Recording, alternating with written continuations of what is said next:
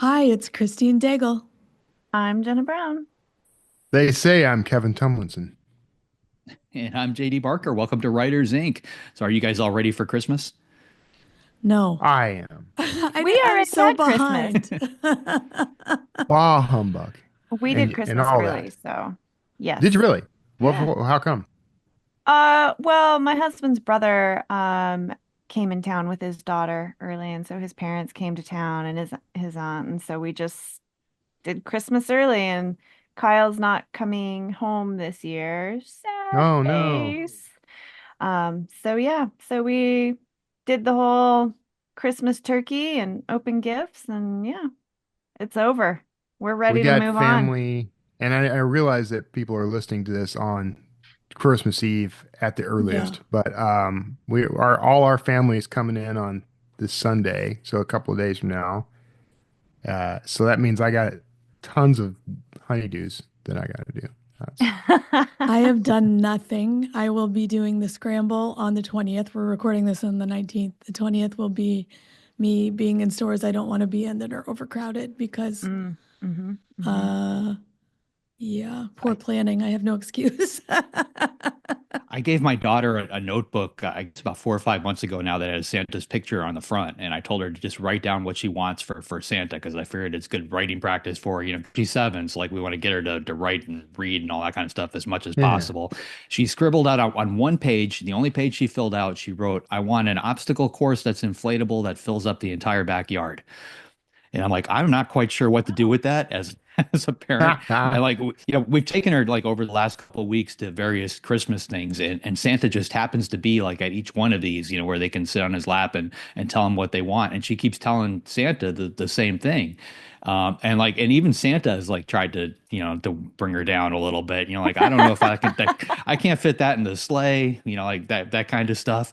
I looked on Amazon, like you can actually buy these things. I didn't even realize this was something you could just easily get, but like they start at like $500. They go all the way up to like 5 grand, for like the full scale ones that you can rent out at parties and stuff. But like, I know what's going to happen. Like, even if I spent the money on this, it would end up, I'd inflate it in the backyard. She'd play with it with her friends for like an hour, and then it would get deflated, and I'd have to find some place to store this for the next 18 years, because she Yeah. would never use it again. I had one of So the like, water ones, like with the water slides. It was about $500 for my son. He did use it quite a lot, but yeah. yeah, I don't know. Got him outside anyway. I had something like that when I was a kid. Like it was old, rusted out cars and wheelbarrows Nice. Just and get her a yard zip line, tools. JD. Do you have two good trees? I, That's an I actually obstacle did get course. her a zip line too. There you go. And like we've got tons of trees, but like the ground is level. So like I couldn't figure out quite how to, get one end high enough. So I bought a hunter's blind. Like I didn't even, like I saw this on Amazon. Like it's 18 feet tall, like if you use the whole thing, and I won't go that high. But it's got a ladder and it's got a stand up at the top, and you just kind of lean it against a tree. So I figured I can use that for the starting point. So yeah, that's kind of where my head's at. I think I'm going to make her an obstacle course in the woods behind our house because we've There got you like go. tons of tree stumps and stuff like Yeah, that. that's Yeah. fun. Um, My yeah, and if dad that built doesn't us work, I'll. a my dad built us a jungle gym when we were younger. Yeah, it had like all these layers, and I think it had like a swinging, I don't know what those are, like a trapeze bar and yeah, all kinds of stuff. Hmm. Yeah, I well, if it, expect to see pictures, full American Ninja Warrior. And she can be Yes. American Ninja Warrior in training. ER room visits, all those things. Yes. The cast that she gets on her It's arm. also important that you get her, the camouflage and like that, black under eye, stuff that the seems important. I'm not really sure what it does, but it we'll, seems like an important part of action movies. we'll sit down and watch Rambo before we go out there. There you Get go. her head in the right She's space. next year. She's Dear Santa, I'd like a survival knife. Yeah. Oh man. All right. I What's think in the that news, Kevin? the notebook thing, by the way, is a cool idea. You should just bring that back out, and then you'd have a little written record from her every year. You know, you could date No, them. that's not gonna, Cute. because she's gonna like write Santa failed on the very first one, because he Well, didn't bring her the inflatable that's obstacle special course. too. All right. Well, speaking of failures, no, this has nothing to do with failure. The Blacklist's annual best of list now includes books. For 20 years, the Blacklist has published an annual roundup of the best unproduced screenplays, many of which have gone on to win at the box office and on the awards circuit. This year, they revealed the first adaptation list, comprised of the 61 novels that professional editors and agents most want to see adapted for film or television, published since the Blacklist's first year, 2005. I've looked at this list. This is a very literary list. I don't think these are going to make great films.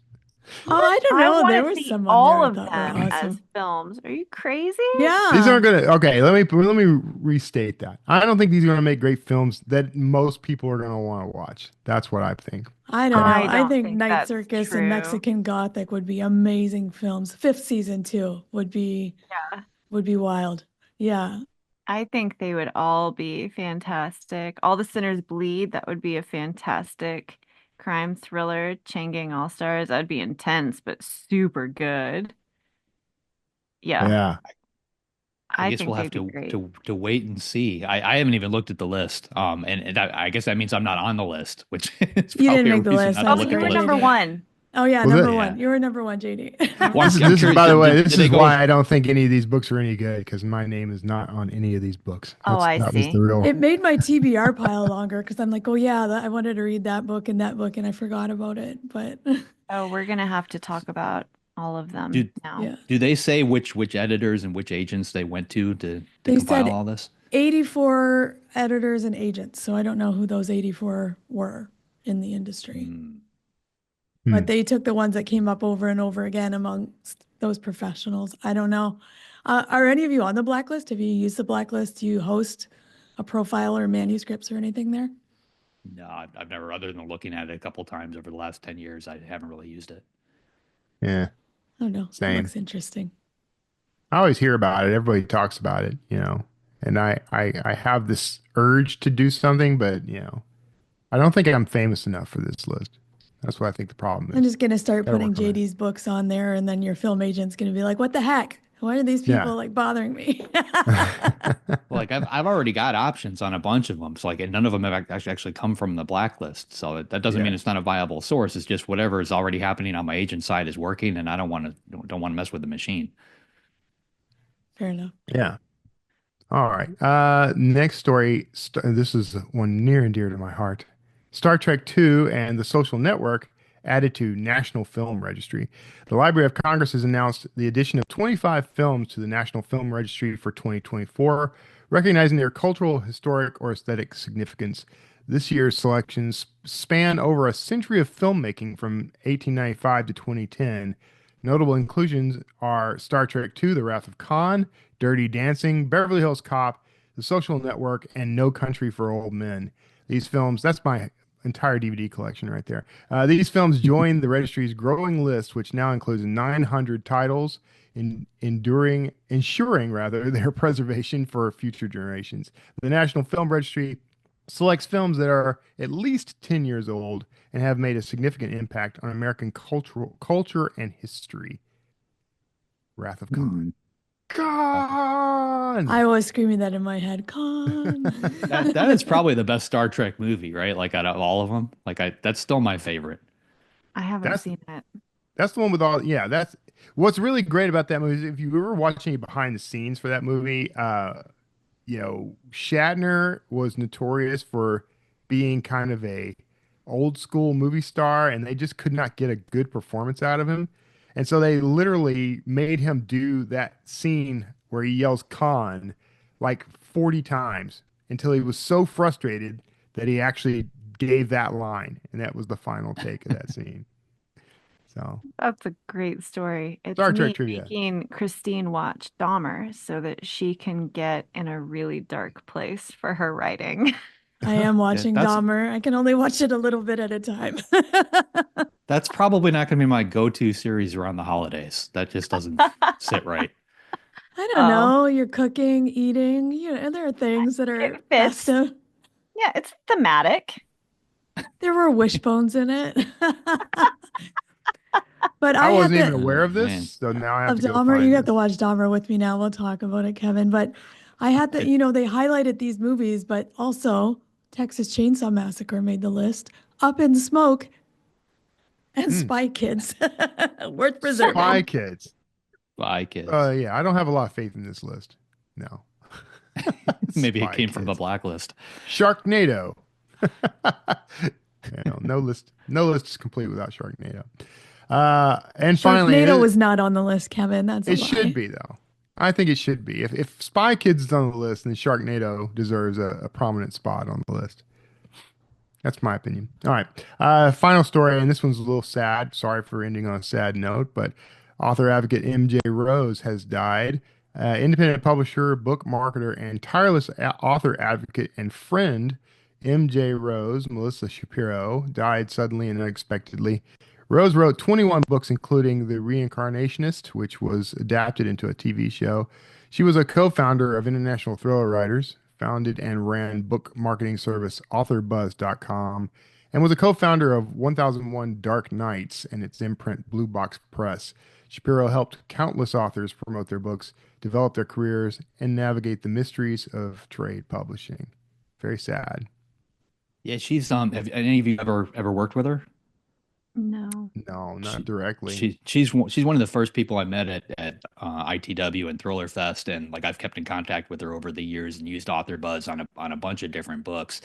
She always had her pulse on like just something just out like the outside the box stuff, which is what I really liked. She knew what was going on in the mainstream press, but she also knew what was coming and what was working and what wasn't working. She was just always a really good sounding board and one of those people that would talk to literally anybody. Like the first time I spoke to her, I was a complete nobody, and she still spent the time to kind of walk me through all this stuff. So just a really good person. Yeah, that's a rare thing to find people who are willing to kind of use their years of experience and expertise to kind of guide the incoming authors through this process. That's rare and kind of again very sad to see her pass. I don't know the details actually on what the cause of death was or anything like that, but saying it No. was sudden Yeah, makes I me don't think it think was. they released anything other than it was, sudden and unexpected. Yeah.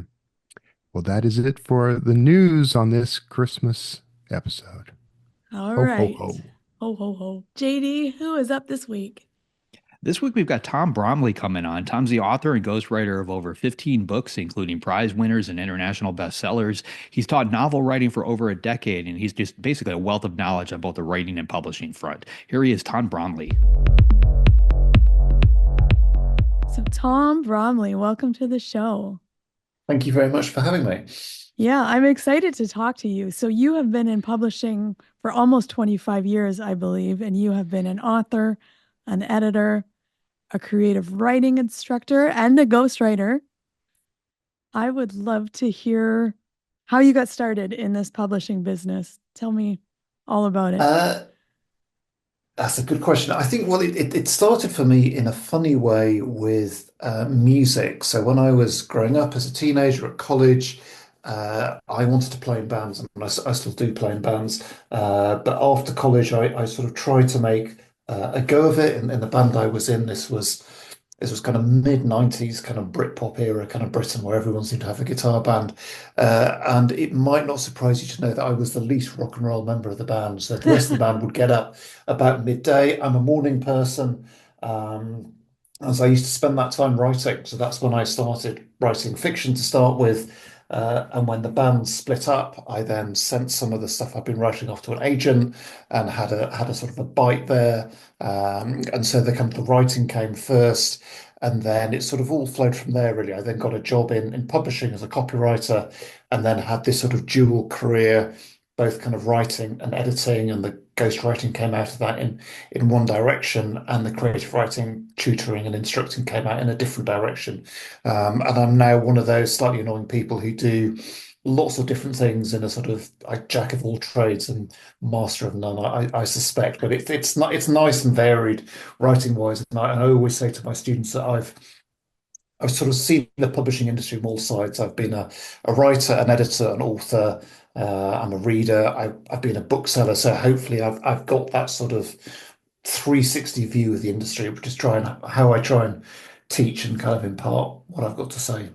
Yeah. So I think you have everything covered, as you said. And you said you started as a copywriter.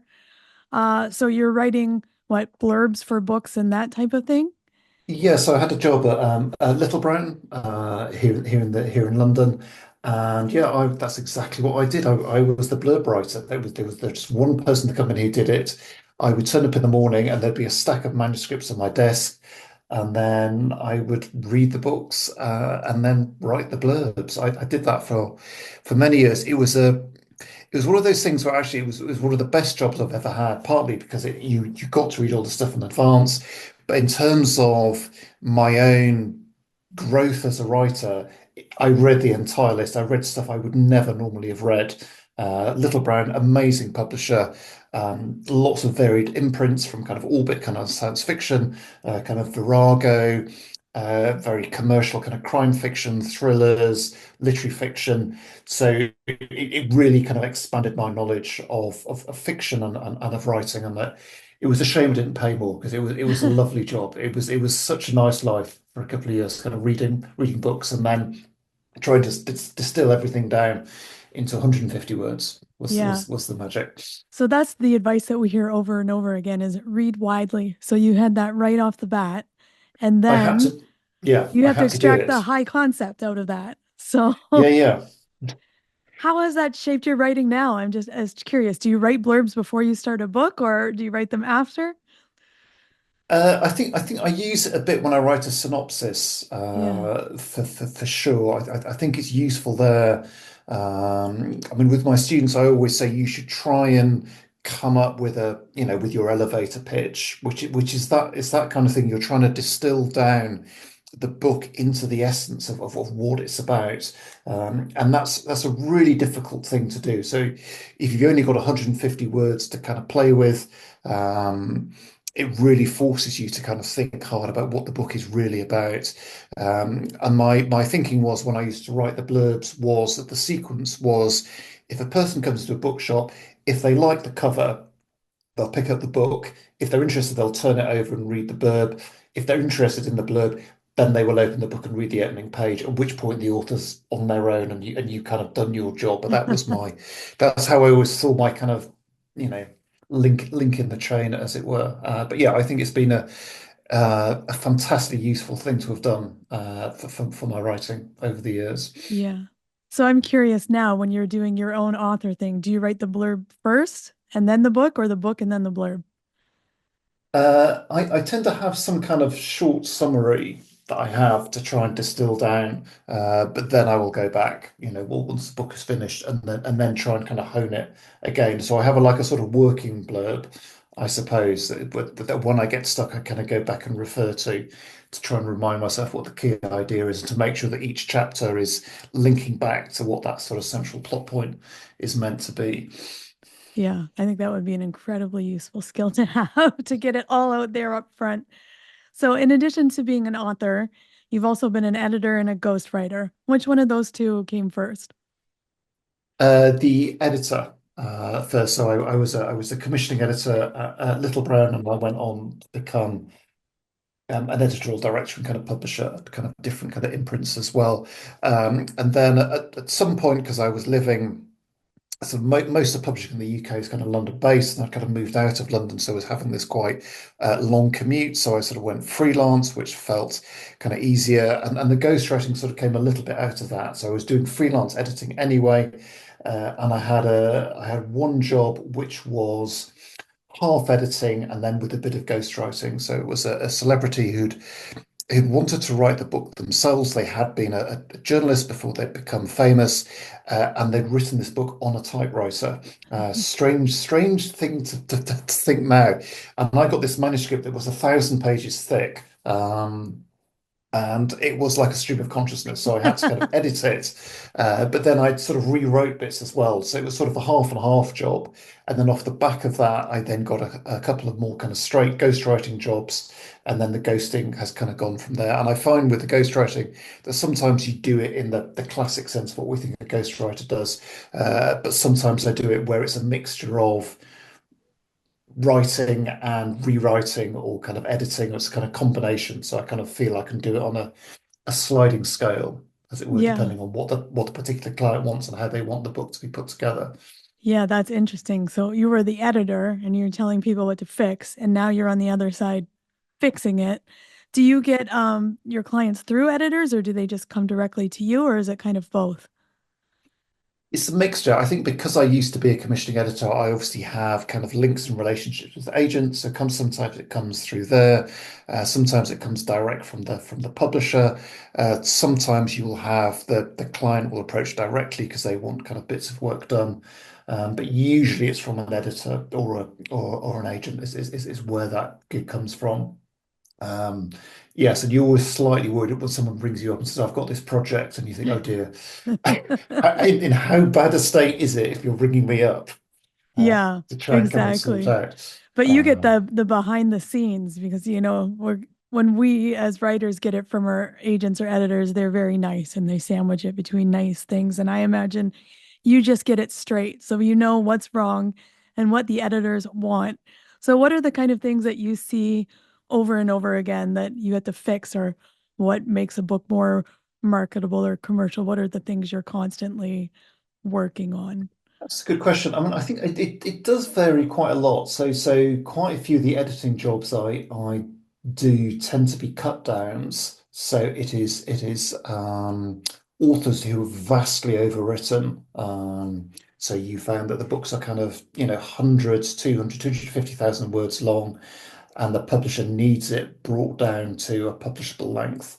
But the author doesn't want to lose the essence of what the book is about. You can't just say, right, we're going to take out pages 50 to 100. You've got to do a sort of distilled version down. So I've done several of those, which I always enjoy. I find that a challenge and kind of really interesting to do.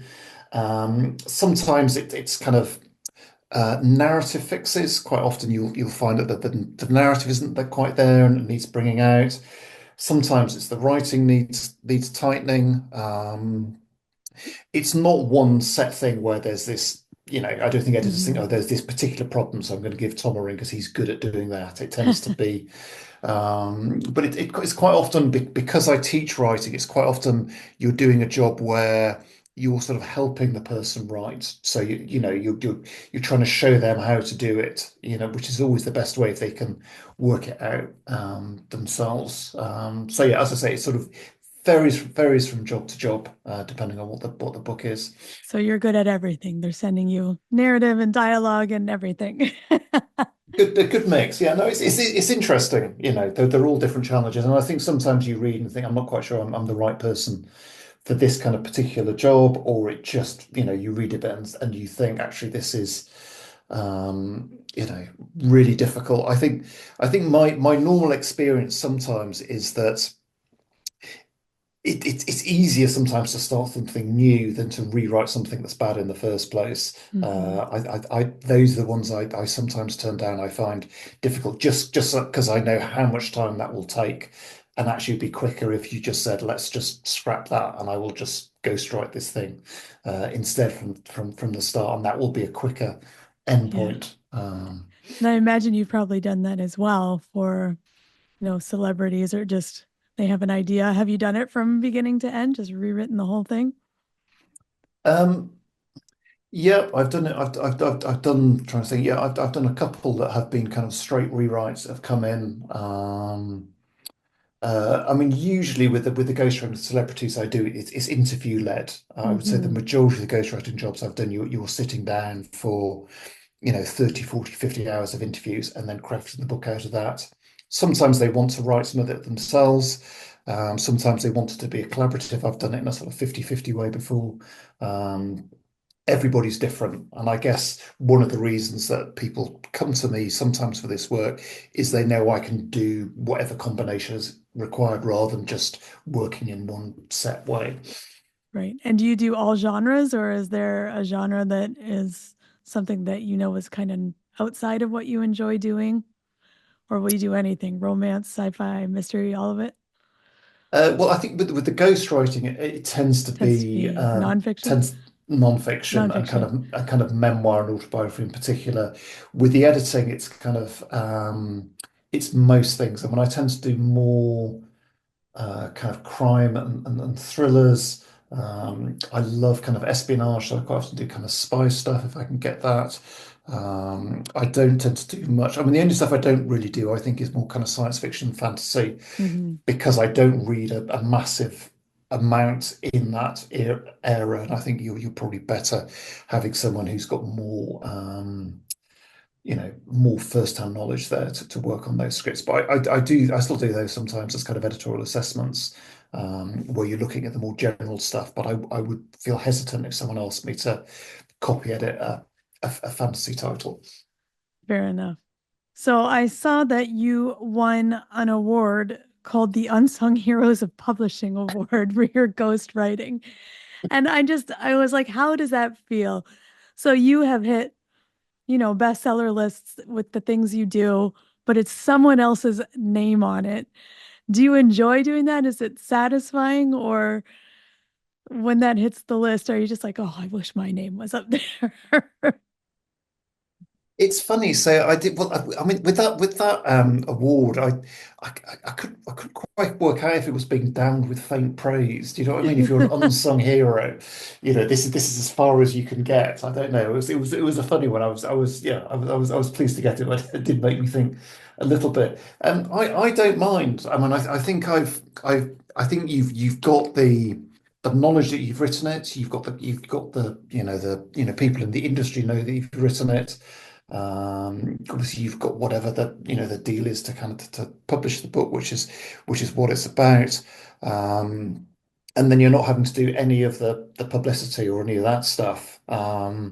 So I quite like it in a way, and I found over the years that it's really varied in how you're credited in the books. I think sometimes when you're ghostwriting, your name's on the front or it's on the title page. Sometimes you're thanked euphemistically in the acknowledgements. Sometimes you're not mentioned at all, and I don't mind. I mean, I think if you're ghostwriting properly, it should be egoless. You shouldn't be in the mix at all. And if there's any of you in the book, then you haven't really done it properly.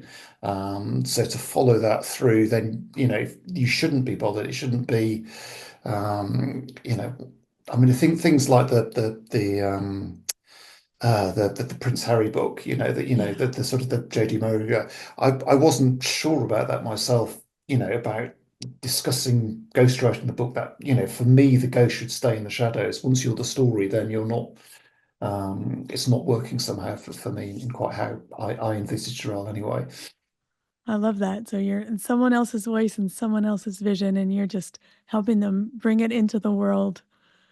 I mean, that's how I see the job myself. I think I mean, what you get, particularly with these autobiographies, you meet extraordinary people. You're in this very privileged position of spending, several months in their lives, asking them incredibly personal questions about kind of what makes them tick. And I feel that my role there is to help them tell their story, and that it's their story to tell. And if I can help get that out into the wider, public domain, then I've done my job, and Yeah. I'm pleased to have done that. Yeah. I won't ask you specifics because I'm sure there are NDAs and all that kind of thing Yes. in place. So you've done it all. You're your own author with success in your own books. You've edited successfully. You're a successful ghostwriter, and you also teach. Um, you've taught a lot, right? So you've become a writing instructor. You've taught lots of novel writing courses for over a decade. And you're currently still teaching now for Reedsy how to write a novel, which seems like something you know a little bit about. I would love to hear what people can expect to get out of that course, or what are some of your favorite things that you teach.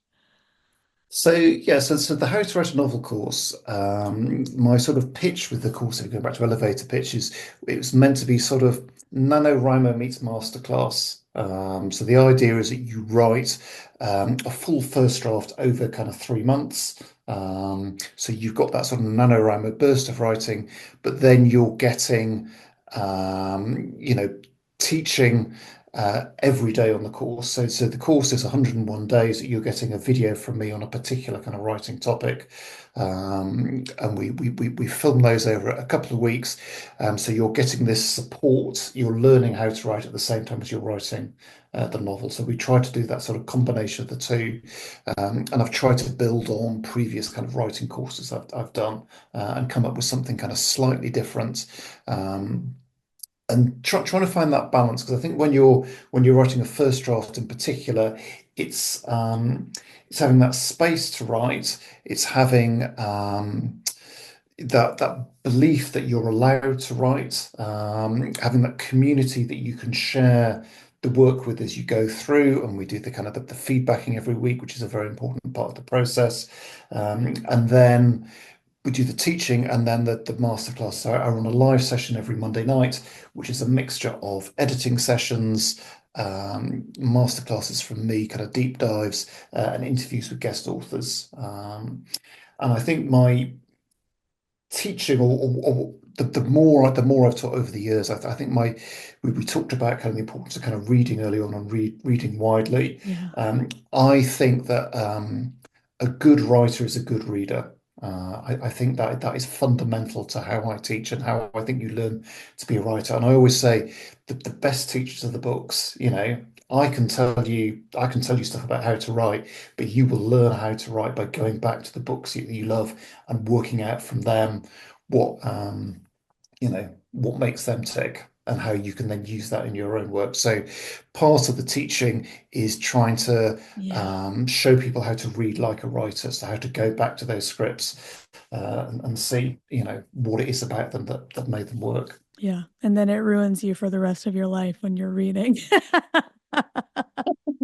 Yeah, you have to learn to kind of read for pleasure, and I do find that quite hard sometimes, so you have to sort of switch off and read stuff that, just for pleasure. And actually, I think with a lot of this stuff, actually, it's sort of rereading rather than reading. I think you read first for pleasure, and then you go back through and read a second time, and then try and look at the joins and see how the author has succeeded in bringing that writing out. I'm lucky in that I can shut it off and read for pleasure until something really good happens. And I'm like, oh, how did they do that? And then I have to go back and dissect. But I know some writers that are like, I can never read a book the same way again. I don't know how you switch that off. Yeah. Well, I try and stop, because otherwise, I always have post-it notes. Do you have that, or do you have pencil notes? And it's like always make a little mark about stuff that you like that you'll go back to. But I think it's so important, and occasionally you come across people who want to write a book who don't read, and I just don't understand that myself at all. I have always found that strange. I'm like, when they're like, well, I don't want to be influenced, and I'm like, no, I think you need to be overly influenced from multiple sources, because that's how you find your voice. I don't know. Like, I remember when I was first starting to write, and I was, younger, not as widely read, I would just sound like whoever I was reading at that time. But now that doesn't happen. And I think it's because of an overwhelming number of voices in my head. That doesn't sound right, but But you do, that's how you start and you imitate. And I just think kind of musically, I was a huge, I'm a huge Bob Dylan fan, and his early stuff, he is sounding like, Woody Guthrie or whoever it is who he's been influenced by. And then as he grows, then he finds his voice and becomes this, unique, individual singer. And I think it's the same when you write fiction. You start by, imitating other people, and then you sort of branch out and you work out who you are. And that's and when I teach, that's always the nicest thing, when you see people, find their voice or kind of understand what kind of writer they are and have that kind of self-confidence to write as themselves rather than putting on the coat of somebody else. That's a brilliant moment, and it's always lovely when that happens. Yeah, absolutely. So this course you're teaching, is it geared to any level of writer, beginners, intermediate, more advanced, or is there kind of layers to it for something for everybody to get out of it? It should be something for everybody to get out. I've tried to do it in quite a broad way in terms of the kind of the overall topics we look at, but I think there's a lot of detail you can go back, and I've had everyone from beginner writers who've never written a word before, through to people who've come and they've done MFAs and MAs, and still finding they're getting stuff out of the course that they hadn't been taught previously. Like structure. Sorry, MFAs. Anyway, why don't MFAs teach structure? Here's a whole other podcast I could get up on. Go ahead, Tom. Well, I was going to say, I did it's an MA here in the UK, and I think they are certainly up and down in terms of quality. And all the teaching I've done, whether it's for Reedsy or previously for the Faber Academy, I think these courses, often online, are a lot stronger in that they focus in on the craft of writing rather than having this kind of academic element, which is, important for the degree, but is not much use for you in Yeah. terms of learning how to write a book. Yes. I think you're much better with a kind of craft-based course where people are there because they want to write and are free to kind of learn and do that. And I didn't learn masses from my MA, I have to say. I mean, I enjoyed having the year to write, and I sort of learned something about writing from doing the writing. Yeah. But yeah, well, I can That's tell. enough. I think Yes, we don't need especially to if get you down. want to be a commercial writer, there's a lot you need to learn after you leave academia. So Yes, so exactly. wonderful. So I was kind of stalking your course online here, and there are some interesting uh topics here, and I would love you just to give us a hint of what this is about. What does secret sauce mean? What is that? So the second week of the course, we look at it's sort of so each week you're getting a sort of different video, kind of Monday to Friday. So for that week, I try to come up with 5 elements of writing that don't naturally fit into plot or character or dialogue, but actually I think are kind of core and kind of central to what good writing is about.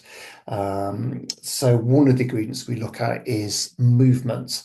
I think movement is so important in writing, whether it is kind of description, which quite often is can feel like still life, and you make it come alive by having some element of movement in there, whether it's use of kind of body language or kind of action. But I think instinctively we as humans and as people respond naturally to kind of movement on the page. Yeah. So I do a session on that. I do a session on the use of space in writing. I think that is really, really important. We do one on voice there, one on change. So yeah, in a way that's one of the weeks I like the most. Yeah. And trying to get people to look at writing in a slightly different way. They're thinking, okay, I need to know about plot, I need to know about character. Actually, for me, the two crucial topics to get a novel to work are movement and change. If you can nail those two, Yeah. then a lot of the other stuff will kind of fall off the back of that. Yeah, you see that a lot with beginning writers. You get that, I call it sitting down and having coffee scene, like over and over and over, and like your characters need to move. They're so static. Yeah. Yeah. I mean, anything. And I think that readers, because, we move, that's what we do. That's part of what being human is. And so we respond to that when we see it written on the page. Yeah. And as you say, you just have characters sat talking or stood waiting. The number of beginning scenes you see with a character is just waiting or stood or is still. Get them moving, get them doing something, and that I think action is so important. Characters just physically doing stuff Yeah. You is can walk crucial. and talk, right? Like you Yes. can walk and talk at the same time. What do you mean by change?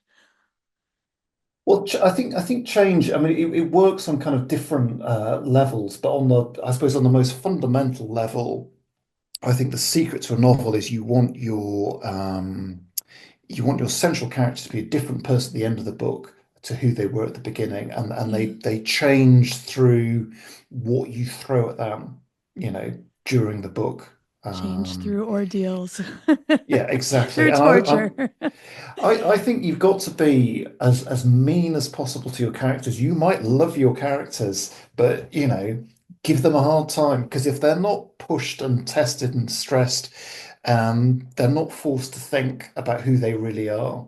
If they can glide through the book without having to change, then that book hasn't worked. Yeah. That's what it's about. And I think just it's that sense of uh, yeah, sort of things continually in motion, things continually changing. And again, I think that's it's part of what being human is about, what life is about. And again, I think when you get that down on the page, readers respond to it. So I guess Absolutely. So I think those kind of bits are kind of crucial, and that's why I sort of do that kind of early on in the course. Yeah, absolutely. And I'm kind of early on was a devourer of craft. So you have a couple of unique things in here. The secret sauce was one. And if I could just ask, what is doubling up? I would love to hear about that.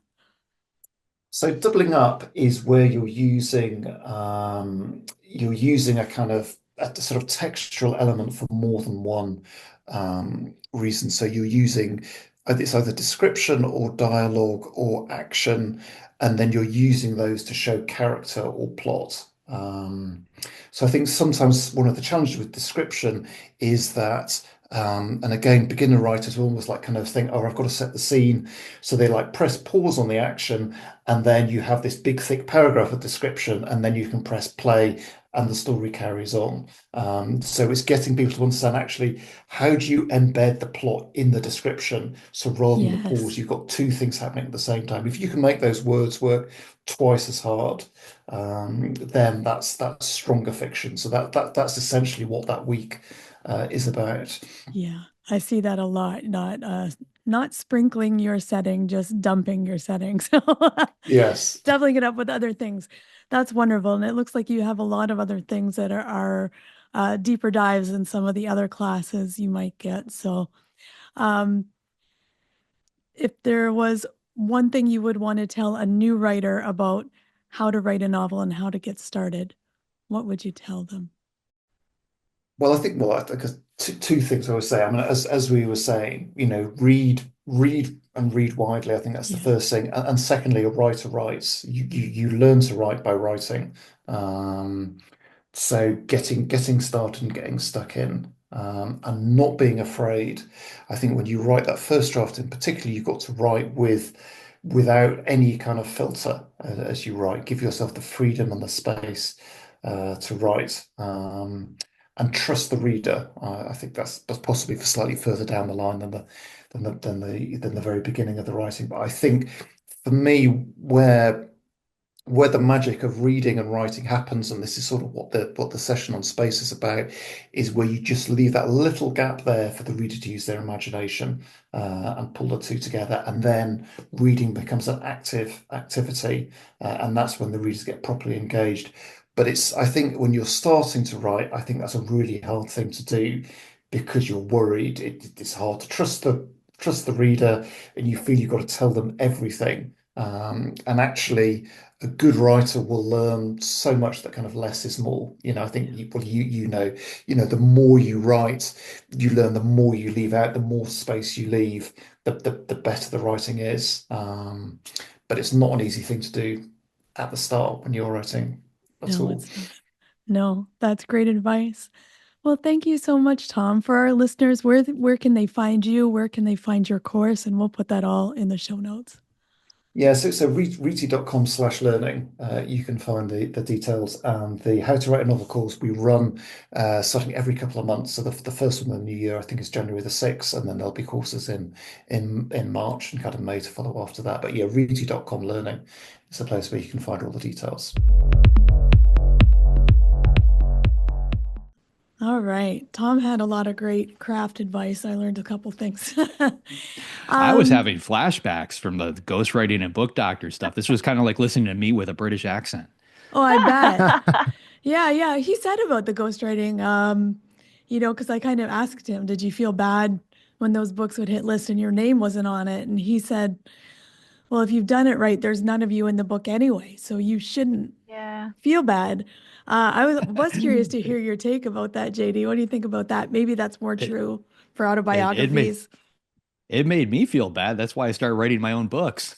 I just Yeah. got tired of seeing that. But yeah, I think it definitely depends on the kind. So like the only ones that really bothered me were the fiction titles, where I wrote completed a book or edited a book or just, whatever I did on it. But if I had a big hand in it, and didn't get any credit, that always bothered me. The Yeah. memoirs, that was never an issue. And I did them basically the same way he did. I did a bunch of memoirs for politicians and sports figures. And usually I'd spend like a weekend with them, sit down with them, get, anywhere from 10 to 20, 30 30 hours worth of like basically interviews, just conversations on tape, and then just use that to put the memoir together, or the autobiography or biography or whatever we were writing at the time. So yeah, the process was basically the same, but that, like he said, it's somebody else's story. You're just there to get it down on paper. So it's a very different vibe than, something that you created. Did you ever have difficulty getting information during those interviews, or did people just like to talk about themselves and it was never a problem? That's the thing. People love to talk about themselves. I think my biggest problem is when I would interview politicians, a lot of times they would say stuff that, was fantastic for the book. And like, I'd be like, this is going to be a great chapter. And then like a week or two later, I get like the email or the letter or phone call from somebody saying, hey, they told you about blah, blah, blah, and we can't actually use that, because there's so many, like they just start talking. And like, once they start going, it just all comes out. And other people tend to be very quiet, and like, you have to try and get some tidbit of something, that's going to just kind of spark readers to really want to read that book. Like you need something, especially the ones that have multiple memoirs. There's a few politicians out there that have 2 or 3 or 4, so you need something new in each of those books. You can't rehash that same material, and trying to get that out of them is difficult sometimes. Yeah, I want to ask what weird questions you had to ask, but I'm sure they're NDAs, so we'll talk about that later. That's the toughest part. And what little of that I've done in my career, like you want to talk about these things because you just spent all this time crafting a story, and really there's a lot of interesting stuff that can kind of come out of some of these interviews. And I've done some work with some really pretty famous people, but I can't talk about any of the things, like to this day can't even talk about some of the things that came up and some of the things that didn't go in the book, which I actually think would have made the book much more interesting, frankly. But Yeah. fun. It's fun to do. Yeah. It's part of the reason why I kind of what I took all that with me into podcasting when I started my show as the same sort of approach, because you can kind of get the behind the scenes inside story from people. And the great thing about the podcast is like they can't come back at, well, JD did, but you usually can't come back and say, hey, I told this story. Can you cut that out of the episode? You can usually kind of sneak those through, but you'll have to pay me some money behind the scenes, everyone, and find out what JD wouldn't let me say live on air. I'm going to find out right after this podcast. I don't think I'll take too long. Save it for the memoir. Yep. Save it for the memoir. One day I'll write JD's biography. Oh my goodness. JD's going to write his own biography. I'm sorry to tell you. Well, that would be an autobiography. So both things can happen. Technicalities. We're going to have to talk about your grammar ways later. I'm going to hire a ghostwriter to ghostwrite my biography about being a ghostwriter. I'm using AI to write mine. That is so Inception right now. I can't even get down. Yeah, I really like it. I think that's a fantastic. I'm really going to need you to spin a top right now, JD. I need to make sure that we're not in a dream. Good callback. I like that. All right. Tom had some really good advice about writing fiction. We've talked about this before, like write the blurb first, write your elevator pitch. But then he talked about, he's just kind of doing a working blurb that he refers back to when he's writing to make sure he's staying on the story spine. Do you refer back to your blurb after you write it, or no? Yeah. I personally keep it in front of me all the time. Like the tagline is written on my monitor, like on a piece of tape, and the blurb is always right at the top of my notes for that particular book. And it's funny because like if I find myself going off in the weeds during the writing process, a lot of times I think I know what I'm doing, and I go off in the weeds and I write this thing. I come back to the blurb. I'm like, when I'm doing the second or third draft, and that piece just doesn't fit. So like if I stick to the blurb, most of the time I get to the finish line without a whole lot of, revision work on the end. Yeah, I agree. Go ahead, Jena. Oh, I had one of my critique partners, actually, she did that. And I learned pretty fast that when I did like that blurb first, it was a lot easier to like do the outline. And then like you were saying, JD, it just keeps you on track when you're writing, because it's like, when you think about, you get to an obstacle and you're like, all right, I need my character to like go from here to here. How am I going to do that? And there's like all these infinite possibilities. But when you're working off a blurb, like, what the end is already, it kind of narrows your options. So it makes it easier in a way. So I don't know. I think I I don't know that I would ever write a book not doing that now.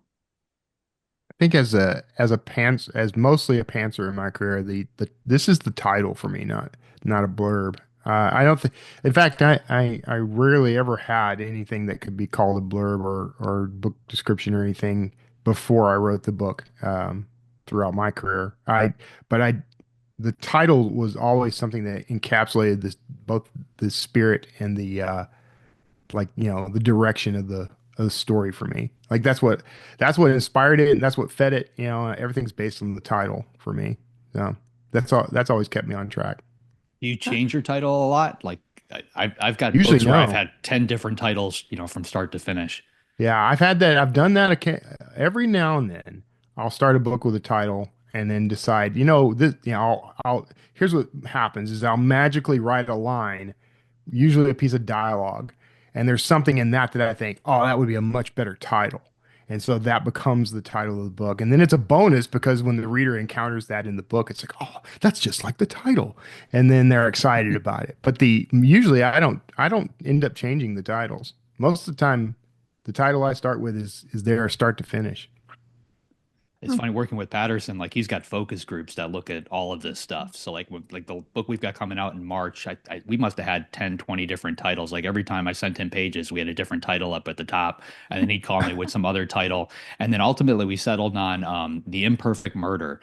And the thinking, like we start brainstorming the cover, we're like on the cover, we're gonna you put the I am and imperfect in foil, so like if Mm, you look at it a certain thing, it's gonna look like the perfect murder. Otherwise, you turn it a little bit, it looks like Oh, imperfect that's murder. good. I Like we like we that. planned we planned all this stuff out, and then I get the cover reveal or the email from Little Brown, and the title of the book is The Writer. So it's like totally different. After going through all the focus groups and everything, they land on a completely different title. So, but yeah, a lot of times that title completely changes for me.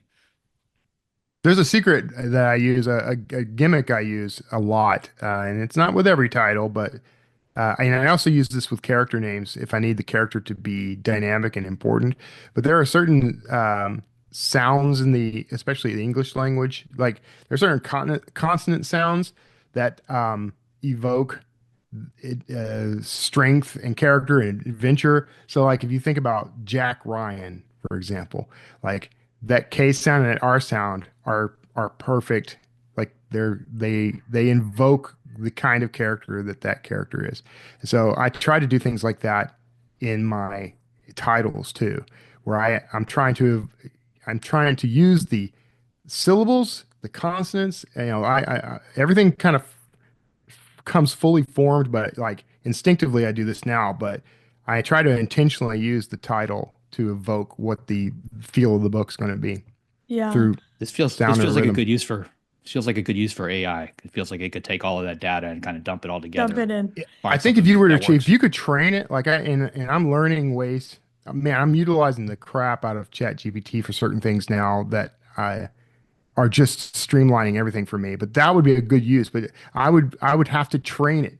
Like I'd have to teach it. This is what works and this is why. And I need you to remember this. You have to tell Chat GPT to remember things. And then it'll store that as permanent information that you can then access across all the different channels that you create. Yeah. I like that. I know when JD and I did our book, he made me come up with a bunch of titles and we went with Heavy Are the Stones. And that's the first time the title got written into the book instead of something of the book getting written into the title. So that was a new one for me. And it became central. But yeah, we'll That's talk cool. about foil letters later. Um, Let me see. Oh, you know what else I really liked? I was looking at the course that Tom was running, and there was some stuff that was beyond kind of what I have seen in other courses. And one of them, when he was talking about the two crucial aspects of writing, are movement and the use of space in writing and change. Movement is important. Like you can't have that people sitting doing coffee over and over. I don't know. Do you think about that? Does that come naturally? Every book I write has at least 5 scenes where everybody's sitting around drinking coffee. I hope you rewrite those, Kevin. Sometimes. I'm a firm believer that every book should only do one. like each thing one time. So like if you're gonna have a conference room scene, there should only be one conference room scene, Yeah. one this, one that. Television to me is always the inspiration for this sort of stuff. And like if you see a conversation in TV, they're almost always on the move. Like think of Mhm. like the West Wing. Like I don't think they Yeah. sat in a chair for more than 2 seconds on the West Wing. Yeah. Every conversation was, moving from one room to another, walking down the hallway, and like it creates urgency just, without having to, like spell it out. Yeah, Aaron Sorkin would be a really good one to study for this kind of thing. And that's a very good point. Like I probably need to mix things up on that front more than I do. But those, like I keep thinking of same guy, Aaron Sorkin, but Studio 60 was like that, where those two characters are walking through the backstage of that studio, having these like really kind of intense conversations, really fast-paced conversations. You're in it with them that whole time. I don't think human beings actually speak that way, but it's kind of one of those like shorthand type of deals where, right, this isn't probably realistic, but it's still you can sell it because of the energy of it. You needed that energy because otherwise it's two people sitting in a room having a really rather boring conversation. But the movement makes it interesting and makes people pay attention. That's a great way to do exposition. Yeah. Interesting as I'm sitting here thinking about that. Like, I think that movement comes naturally to me, but maybe this is because I am surrounded by either type A personalities or people with ADD, but like no one in my life sits still. Like, I can't think in the last week of a single conversation where anyone was just sitting and talking. Like, everyone is doing something Yeah. while they're talking. Like, I'm like sitting in a you. wooden stool that is currently shaped like my butt because I am in Oh, this thanks for stool sharing that, Kevin. so often. I mean, I suppose like yeah, like this is an exception or like when I'm working, sitting and typing, but like if like if I go downstairs and I'm talking to my husband, it's like I'm doing dishes, I'm, Hmm. getting the dog to not, scratch her face off. It's like you're constant, I don't know. It's so There's maybe that's opportunities there for subtext as well, like, to tell yeah. more of the story and to reveal more of the character through Apparently those little impulse actions that happen. So I'm they can revealing actually that move. I'm chaotic, Yeah, which surprises no one. We listen, we especially don't not me. judge. But yeah, I was actually thinking about that when he was talking about doubling up too, because I was like, tell me what doubling up means. And that's just like, don't press pause to set your scene and embed the plot in the description. But it got me thinking about that kind of along with movement, because Mhm. movement isn't enough.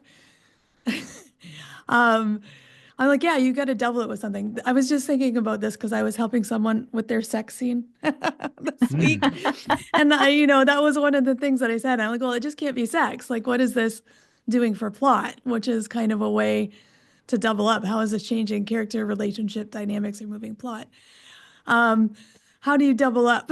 That sounded so wrong. Okay. From the Dr. Ruth of Uh, fiction over here. yeah, but I mean, Hmm. like, how do you make scenes do double duty? What are two things that you might pair up so there's more going on than just setting a scene or people moving or people talking? Hmm. We can't even Everybody's single thinking. up on this We one. can't single up. Well, I guess, like if you're thinking of like, I don't know, an action, you know, like if a character is like getting supplies, I don't know.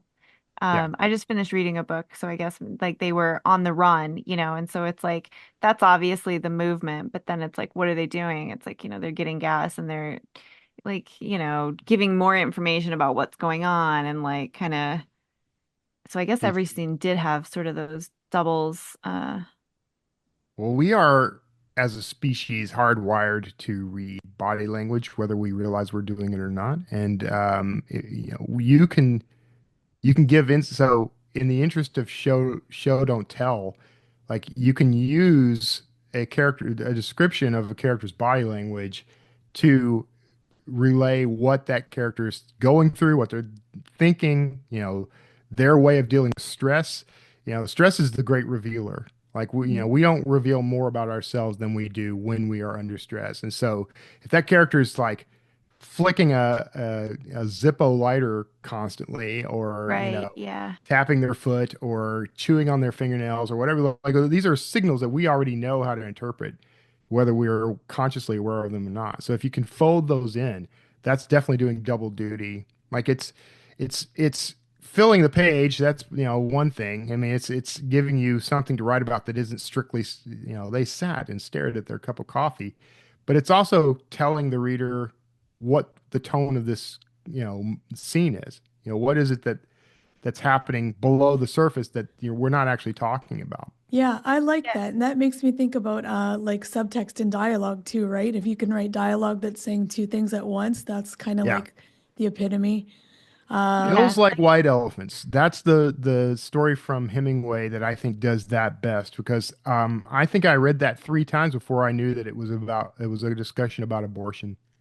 Like, I had no idea that that's what it was about the first couple of times I read it, and then Yeah. sort Well, of just I hit me. guess you could, with your coffee scene, you would do that, right? Like maybe they're sitting there, but someone's like, are they gripping the coffee? Like, how do you add that Yep. tension, right? Like, Yep. oh, I don't, how are they going to react to what I just told them? Or, all these things kind of that are going on that add some of that layers to, it's not just sitting there having a cup of coffee. There's like something else going on too. Right. Do they hold the handle of their coffee mug? Do they hold the mug itself? Do they blow on the coffee before they sip? Do they just throw it back like an espresso shot? Do they Is- wear it on their head like a cap?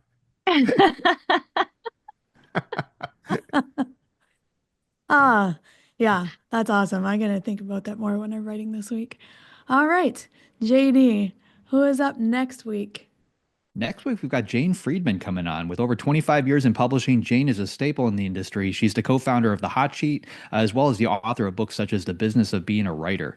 If you want to know what's coming next in publishing, you won't want to miss this. Jane Friedman. Yeah, it's gonna be great. If you'd like to be notified as soon as new episodes publish, make sure you go to writersincpodcast.com and sign up now. We'll see you next episode, and have a great week of writing and a happy holiday. Ho, ho, ho. Thanks for listening to this episode of Writers Inc. Access the show notes and leave a comment at writersincpodcast.com.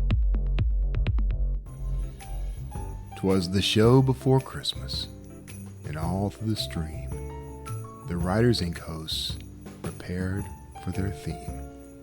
The mics were arranged by the desk with great care, in hopes that their listeners soon would be there.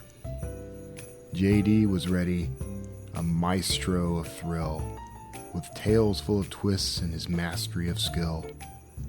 Kevin, the wordslinger, warm in his tone, shared wisdom for writers to call all their own. Christine brought joy with her sparkle and cheer, her plots sharp and clever for scribes far and near. And Jena, the wordsmith, so witty and wise, spoke truths about stories that lit up the skies. But behind all the voices, the magic, the flair, sat Alex, the wizard, who made sound so fair. With clicks and with cuts, smoothing highs and the lows, he polished the podcast, the hero of shows. With coffee cups steaming and laughter in tow, the episode launched with a holiday glow. From writing advice to the books they adored, their banter was magic. No listener was bored. When out in the chat there arose such a clatter, the comments rolled in with excitement and chatter. Best show of the year, came the words on the feed, as scribes found the courage to chase down their need. Now brainstorm, now edit, now query, revise. On first drafts, on final, let the stories arise. To the end of the page, to the top of the charts, write boldly, dear writers, and follow your hearts. The hosts cheered them on, their voices so bright, their wisdom like lanterns to light up the night. And Alex, still working, unseen but so keen, ensured it all flowed like a flawless machine.